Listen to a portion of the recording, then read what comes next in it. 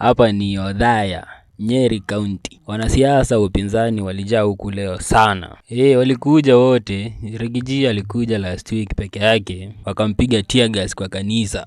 Sasa leo walikuja wote. Wakaanza sasa maneno yao ya kushambulia serikali, kutukana serikali, kusema venye serikali haifanyi maneno. Sasa Justin Muturi pia alikuwa hapo. Aliamua kuingilia sasa naibu wa rais Kindiki Kithure. Anasema Kindiki ametulia tu hapo, kiti yake inachukuliwa na ODM na asemi kitu. Hebu usikize kwanza. Yeye hakusema venye mimi nasema hivi. Mimi nasema kwa upole. Hebu msikize kwanza venye alisema. Na Ruto, wewe endelea na wale watu ambao vibaraka uko nao hapo. Unawaita kule Ikulu, State House.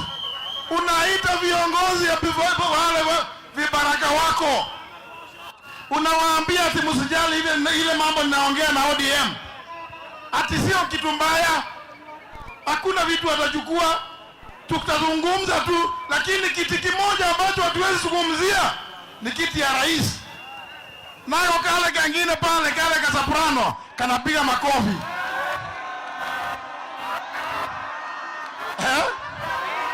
Nani yako kanapiga makofi, ili hali Ruto amesema kile kiti ambayo haiwezi kuzungumziwa wakizungumza na ODM ni kiti ya rais. Sio inamaanisha hii ya soprano imeenda. Alafu kanapiga makofi, kanaambia watu Ruto ni fire, si fire. Si kweli Ruto ni fire? Ujue Ruto ni fire. Anakaambia hapo kakiwa kameketi. Ati kiti hii uko nayo haiko, imeenda. Na ndio sababu umesikia ule mama anaitwa Gladys Wanga amesema ati wanataka serikali 50-50. Ati wanataka shares, wanasema shares. Si walifukuza Rigiji wakisema wameongea mambo ya shares. Sasa wanaitisha nini?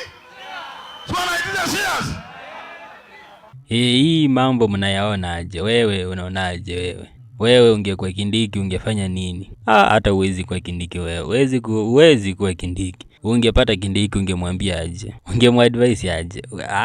Na hata unaweza mwambia aje ukipata na Kindiki? Achana mambo ya kumadvise, yako na advisors. Wewe unaweza mwambia aje tu hii kiti yake akubali iende na ODM ama afanye aje?